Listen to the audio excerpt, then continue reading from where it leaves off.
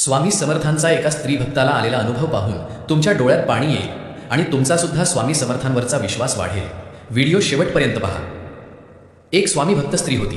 ती मनापासून स्वामी समर्थ यांची भक्ती करत असे।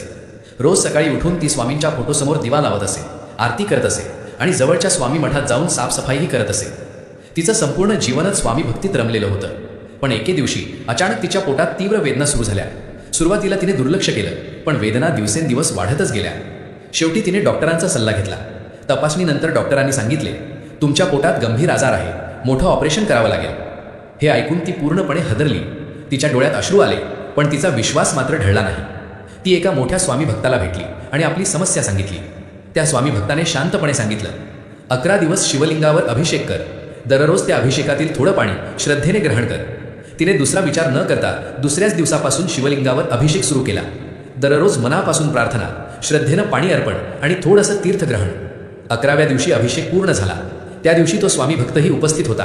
त्याने सांगितले, या पाण्याचा थोडा भाग मस्तकावर आणि पोटावर लाव आणि उरलेलं श्रद्धेनं पिऊन टाक।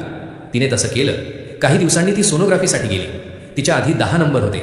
जास्त पाणी प्यायल्यामुळे तिला उभं राहायलाही त्रास होत होता।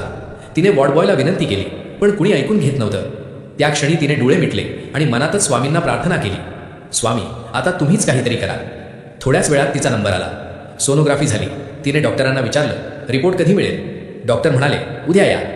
ती तिसऱ्या दिवशी ओपीडीमध्ये रिपोर्ट घेऊन गेली। डॉक्टरांनी रिपोर्ट पाहिला आणि आश्चर्याने विचारलं, तुम्हाला ऑपरेशनची गरज नाही, तुमचा सगळा प्रॉब्लेम पूर्णपणे ठीक झालेला आहे।